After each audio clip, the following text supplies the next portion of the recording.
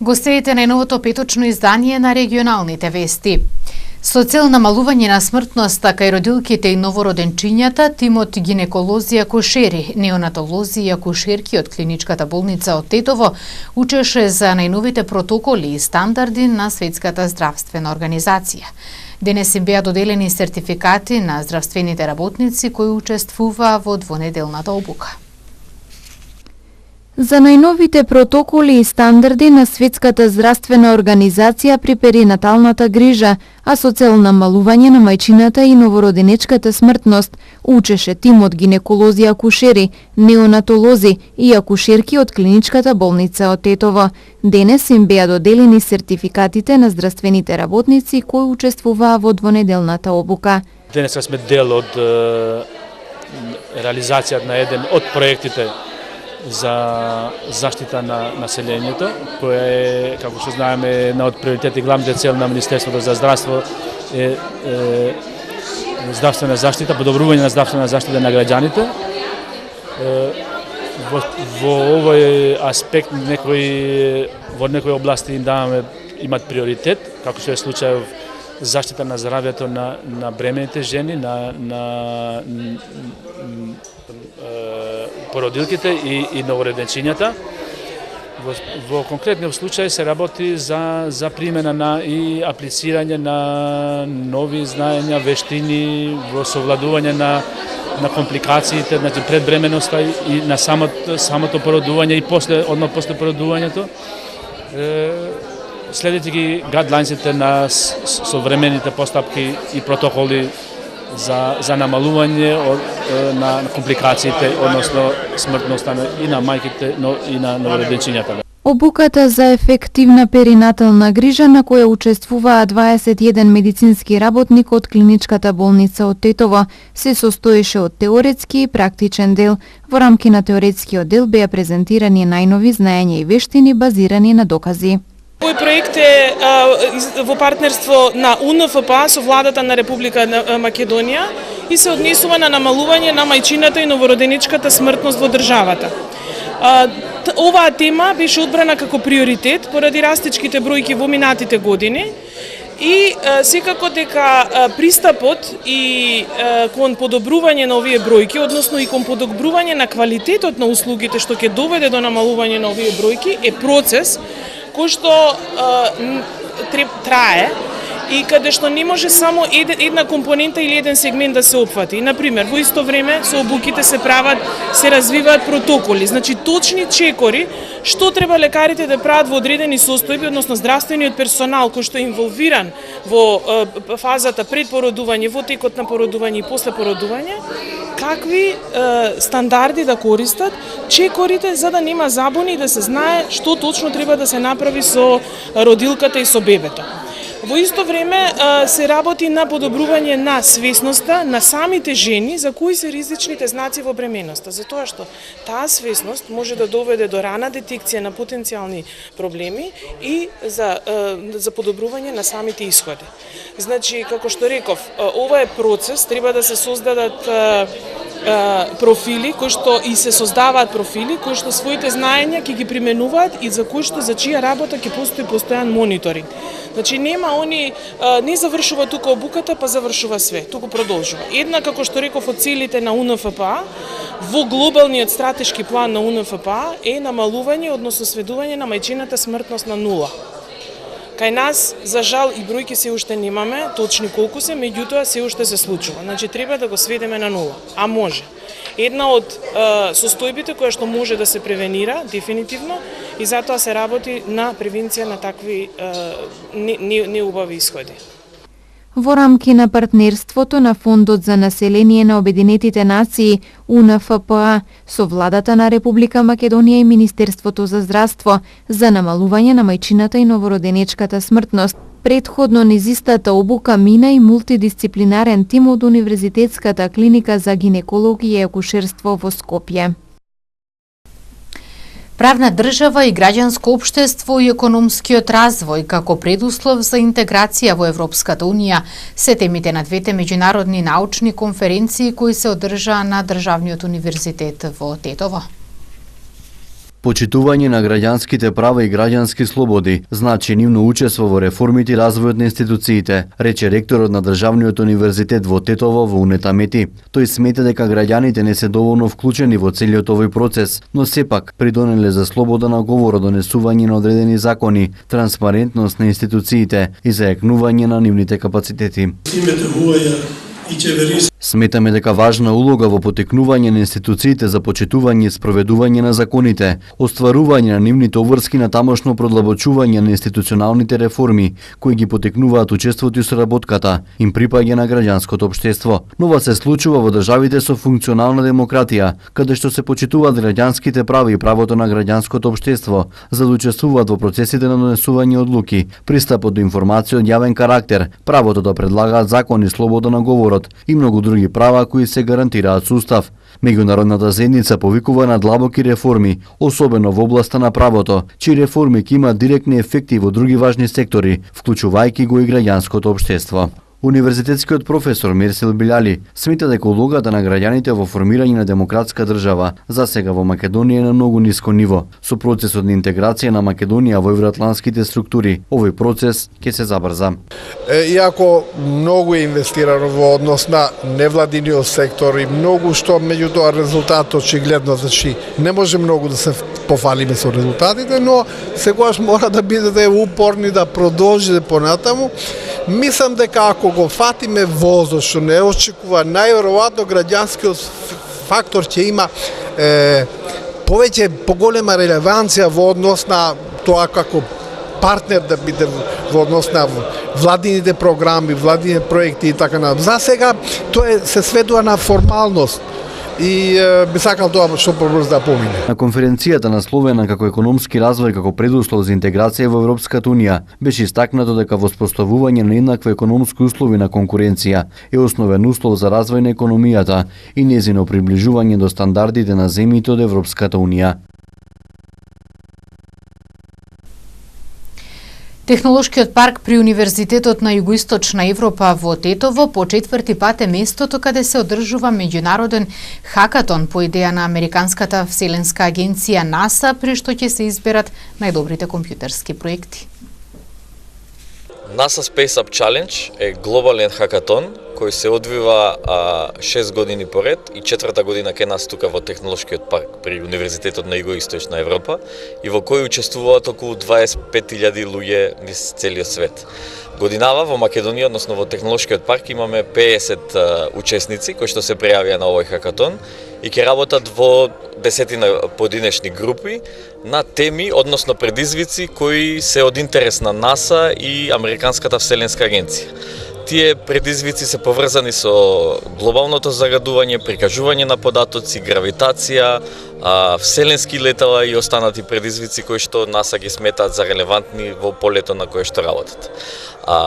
Годинава ќе пратиме двајца победници од хакатонот Space Up NASA Challenge во Тетово, ќе влезат во номинација на 30 најуспешни проекти низ целиот свет, кои што ќе ги одбере НАСА и кои што ќе имаат посебни привилегии да работат директно со научниците на НАСА во остварувањето на овие идеи и решавањето на овие предизвици. Освен тимските награди, кои што се прво и второ место тука од Технолошкиот парк, секој учесник поединечно ќе добие сертификат за учество и плюс ќе добијат $550 по учесник во Amazon Services, Google Services и Microsoft Services. Односно Microsoft, Amazon и Google услуги. Локалниот настан тука во Технолошкиот парк во Тетово го поддржа 8 компании кои што ќе им овозможат на учесниците 48 часовна поддршка и плюс имаме 9 ментори од различни области кои ќе им помогат да ги спроведуваат нивните проекти. На крај, утре, 3 члено жири од различни области, кои што прв пат ќе ги гледа проектите, ќе ги одреди победниците, односно првото и второто место на овој NASA Space Up 2018 хакатон. Училиштата во Гостивар ги извршиле потребните подготовки за грејната сезона, која со оглед на најавеното заладување на времето ќе започнат наредната недела. Топлото време што владееше досега го одложи почетокот на грејната сезона во гостиварските училишта, која вообичаено стартува од 15 октомври. Сепак, за од понеделник метеоролозите предвидуваат значително заладување и спуштање на температурите, што значи дека ќе биде неопходно училниците да се затоплуваат. Училишните управи велат дека изминатиот период ги извршиле техничките подготовки и не очекуваат проблеми со грејењето. Гимназијата, освен за обезбедување на грејење на својот објект, е одговорна и за медицинското и економското училиште, со кои има заеднички систем. Направени се сите припреми и спремни сме понеделник да започнеме со грејање ако се излоши времето. Навреме сме побарале од страна на општина Гостивар снабдување со нафта. Денеска добивме 10 тона нафта и мислим дека нема да представува никаков проблем почетокот со грејање на сите три училишта. Неколку гостиварски училишта грејната сезона ќе ја започна со резервните количини на нафта кои им останале од минатата година. На подрачјето на општина Гостивар има 11 основни централни училишта со 20 подрачни, како и 4 јавни средни школи. Најголемиот дел од нив се затоплуваат со парно на нафта, додека дрва за огрев користат неколку низ селата. Пред почетокот на грејната сезона во основното училиште во Здуње, каде досега се користеа дрва, беше инсталирано парно грејење. Од денес започна да работи перална за возила во комплексот Лукоил во Лешок. На свечено отворање денес во комплексот Лукоил во Лешок беше пуштена во употреба новоизградена перална за возила. Пералната, која работи на принцип на самоуслужување, представува проширување на услугите кои ги нуди Лукоил. Со тоа, оваа компанија отвори места за вкупно 25 вработени. Ова е втора инвестиција во овај комплекс, фактички Лукоил по ресторанот и аутопералната. Дојдовме до заклучок дека им е потребно на населението една ваква инвестиција, што ќе работи 24 сата и значи има брза услуга, значи само перење, само услуга. Цените се поволни, така што ќе биде секој задоволен и со услугата. Пералната работи само услужување. Значи има 4 бокса со 4 автомати што одредуваат време, значи една минута е 20 денари. Фактички горе-доле со 60 денари 3 минута може комплет да се пере возилото. Фактички Лукоил е комплетно ова 10.000 метри квадратни, комплет ова комплексот. И значи нуди кај Лукоил бензинската, значи има 24 сата, нон-стоп се работи, ресторанот 24 сата работи нон-стоп.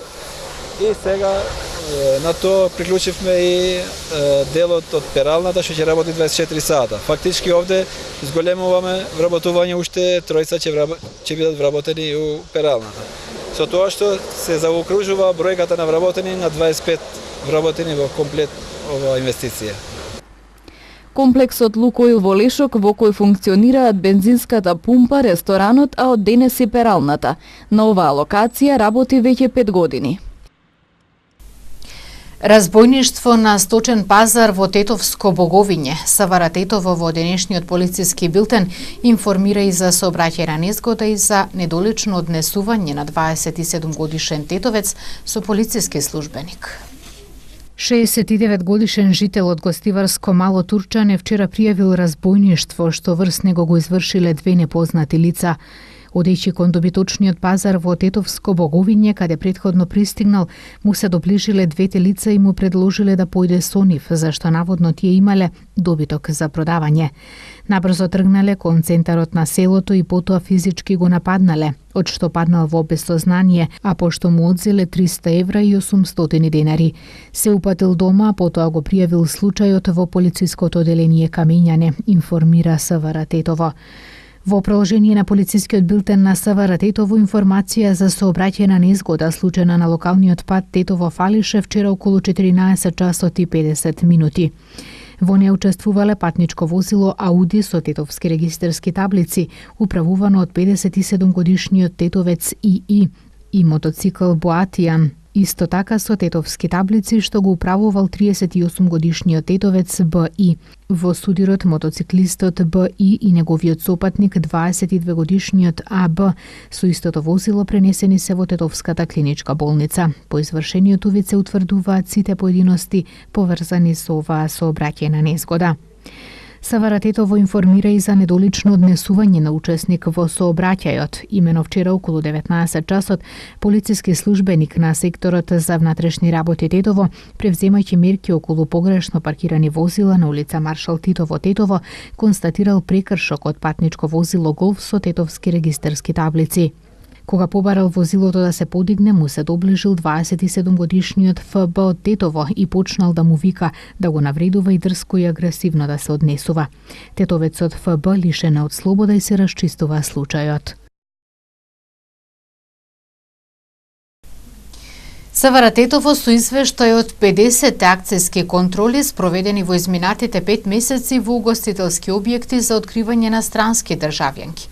Нивниот вкупен број е 188 и 201 македонска државјанка. Вкупно 188 странски државјанки, меѓу нив 154 во Тетово, 34 во Гостивар, откриле полициските службеници на СВР Тетово во рамки на континуираните активности за откривање и законско санкционирање на странски државјанки кои непријавено престојуваат и работат во подрачјето или се инволвирани во евентуални кривични дела во изминативе 9 месеци од годинава.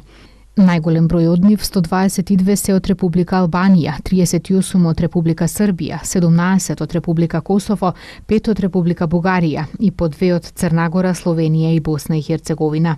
Во реализираните 50 акцијски контроли, 33 во Тетово и 17 во Гостивар, претежно спроведени во летните месеци јули, август и септември, во објектите била затегната и 201 македонска државјанка.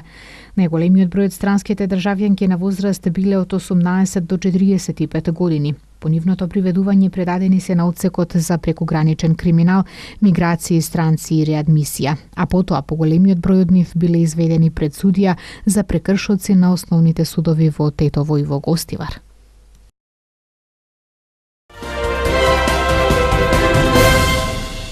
Полицијата на Република Словачка на својот Facebook профил објави дека е во потрага по двајца од тројцата државјани на Македонија кои пред неколку дена во селото Водеради, Словачка, ограбиле поштари.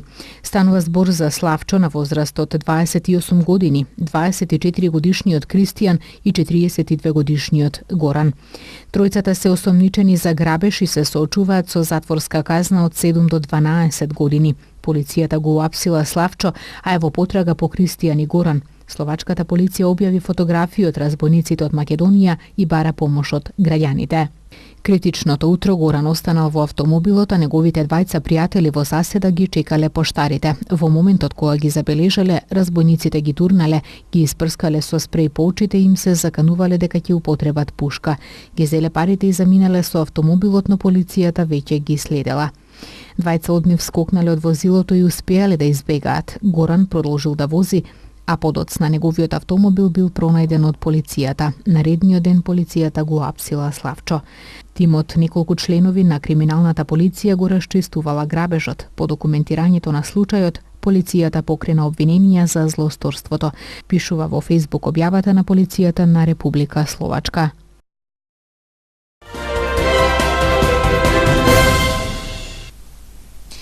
Меѓународниот карате турнир Тетово Open утре, сабота 20 октомври, ќе се одржува од 10 до 18 часот во спортската сала на Медицинското училиште Никола Штејн. Организатор е карате клубот Фати од Тетово, учествуваат каратисти од 9 земји.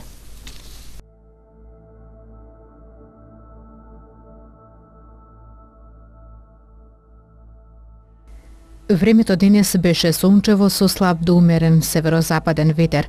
Утринската температура се движеше од 2 до 10, а дневната од 22 до 26 степени Целзиусови.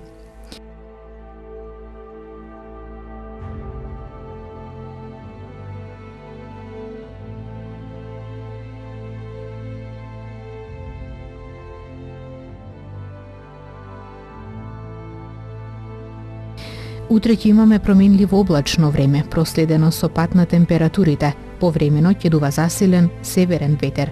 Утринската температура ќе се движи од 0 до 7, а дневната од 17 до 22 степени Целзиусови.